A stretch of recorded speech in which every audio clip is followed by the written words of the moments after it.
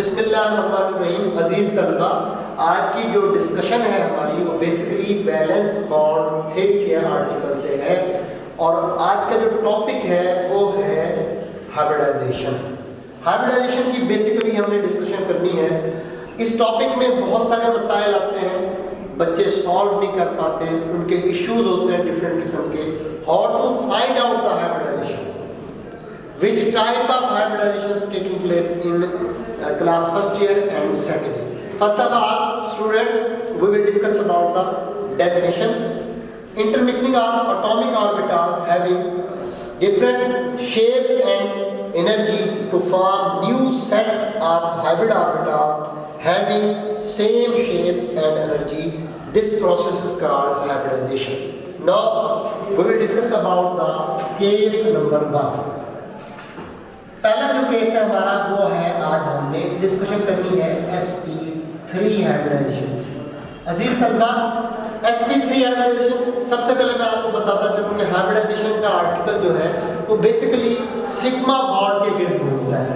मिसाल के तौर पे आपके पास एग्जांपल्स में इधर आ सकता है, वो CH4 आपको दे दे, CCl4 आपको दे दे, C2H6 आपको दे दे, इसी तरह H2O दे दे, NH3 दे दे, बहुत तरीके से जो है वो आ सकते हैं। अजीज तलबा, सबसे पहले हमें हाइब्रिडाइजेशन का पता कैसे चलता है? देखें, अगर आपके पास केस है CH4 का, तो ये कार्बन है, ये इधर एक हाइड्रोजन हो गया, ये हाइड्रोजन हो गया, ये हाइड्रोजन हो गया और ये हाइड्रोजन। बेसिकली हम सिग्मा बॉन्ड से फाइंड आउट करते हैं हाइब्रिडाइजेशन। ये देखिए, दो एटम्स है हमारे पास, दो एटम्स हैं, हर एटम, ये एक एटम ये है और एक एटम ये है। हर एटम जो है, दो एटम अगर जुड़े हुए हैं, दो एटमों के दरमियान सिग्मा बॉन्ड एक ही होगा, ये सिग्मा बॉन्ड, ये सिग्मा बॉन्ड। अगर देखा जाए तो टोटल सिग्मा बॉन्ड कितने हो गए हमारे पास? 4 सिग्मा बॉन्ड है। 4 सिग्मा बॉन्ड तो हाइब्रिडाइजेशन क्या होती है? sp3 होती है। इसका हमें पहले ही पता है कि ये सिग्मा बॉन्ड जो है, अगर आपके पास सिग्मा बॉन्ड कितने होगी? 4 हो, तो हाइब्रिडाइजेशन क्या होती है? sp3। एंगल होता है 19.5 डिग्री का और ज्योमेट्री होती है टेट्राहेड्रल। इन बातों का हमें आइडिया, अगर सिग्मा बॉन्ड आपके पास कितने हो? 3 सिग्मा बॉन्ड हो, तो ये हाइब्रिडाइजेशन क्या होती है? sp2 होती है। 120 डिग्री का एंगल होता है, ज्योमेट्री होती है ट्रायंगुलर प्लेनर, और वो ट्रायंगुलर प्लेनर इस तरह से होती है, टेट्राहेड्रल ज्योमेट्री कुछ इस तरह से होती है। इसी तरह अगर सिग्मा बॉन्ड आपके पास 2 हो, हाइब्रिडाइजेशन sp होती है, 180 का एंगल होता है, ज्योमेट्री क्या होती है? लीनियर ज्योमेट्री होती है। क्या होती है? लीनियर और लीनियर कुछ इस तरह से होती है। तो ये हमें, ये जो हमारे पास 3 पॉइंट्स हैं, ये क्या है? फिक्स्ड पॉइंट है, फिक्स्ड पॉइंट है। अच्छा, बात लोन पेयर भी इन्वॉल्व हो जाता है, तो एक लोन पेयर को एज ए सिग्मा बॉन्ड, एक ही सिग्मा बॉन्ड कंसीडर किया जाता है। मिसाल के तौर पर NH3 का केस आ जाए तो इसमें पता ही है आपको कि ये जो मॉलिक्यूल है NH3 का, ये है AB3E टाइप का मॉलिक्यूल है। तो कुल कैरेक्टरिस्टिक्स इसमें 4 होते हैं, लिहाजा ये भी हमारे पास sp3 टाइप की डिस्कशन है। इस तरह H2O के केस में भी sp3 टाइप की डिस्कशन है। जरा हम कुछ स्ट्रक्चर्स को और डिस्कस करेंगे। मिसाल के तौर पे आपके पास CH4 आ गया, आपके पास C2H6 आ गया, CCl4 आ गया, H2O आ गया, NH3 आ गया, सब sp3 के केस हैं। स्टार्टिंग कैसे लेंगे? सबसे पहले अजीज तलबा, सबसे पहले हम कार्बन लिखेंगे। ये कार्बन हो गया, कार्बन का एटॉमिक नंबर 6 होता है, 1s2 2s2 2px 2py और ये 2pz। ये इसके ऑर्बिटल्स हैं, p के ऑर्बिटल्स हैं। 6 एटॉमिक नंबर 6 इलेक्ट्रॉन, ये 5 और ये 6। ये इलेक्ट्रॉनिक कॉन्फ़िगरेशन है कार्बन की। याद रहे, this is the ground, this is the ground state electronic configuration. Ground state मैंने लिखी है ये, और ये कौन सा भाई? ये हमारे पास k शेल है, और ये कौन सा है? ये मेरे पास l शेल है। In other words we can say that ये वैलेंस शेल है। कौन सा शेल है? वैलेंस शेल है। हमारी डिस्कशन वैलेंस शेल से रिलेटेड रहेगी। एक्साइटेशन होगी, जब एक्साइटेशन होती है तो ये वाला जो पेयर ऑफ इलेक्ट्रॉन है ये मूव करके इधर चला जाता है। तो अब हम इसकी इलेक्ट्रॉनिक कॉन्फ़िगरेशन लिखेंगे कौन सी, एक्साइटेड स्टेट वाली इलेक्ट्रॉनिक कॉन्फ़िगरेशन लिखेंगे। 6 एटॉमिक नंबर 1s2, इसको नहीं कुछ कहेंगे, ये इसी तरह रहेगा। ये 2s1 हो जाएगा, ये 2px1 हो जाएगा, ये 2py1 हो जाएगा और ये 2pz1 हो जाएगा। अजीज तलबा, सब में इलेक्ट्रॉन सेपरेट हो गए। याद रहे हम तमाम रूल्स को अप्लाई करते हैं।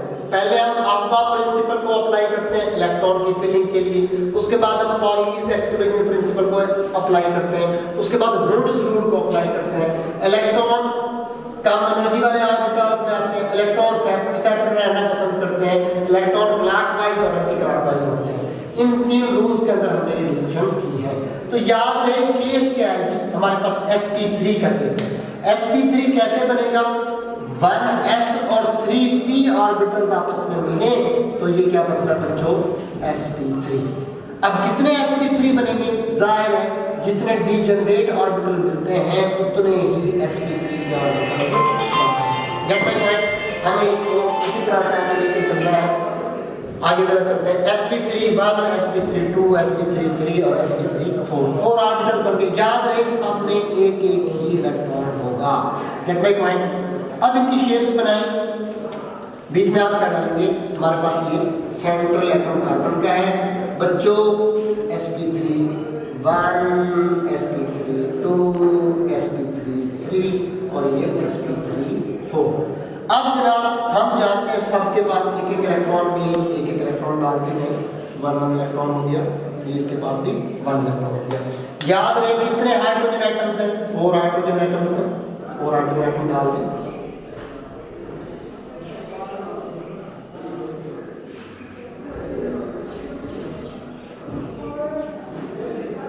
तो ये देखें, इस स्ट्रक्चर से सारी बातें हमें क्लियर होती हैं कि ज्योमेट्री कौन सी है, टेट्राहेड्रल ज्योमेट्री है।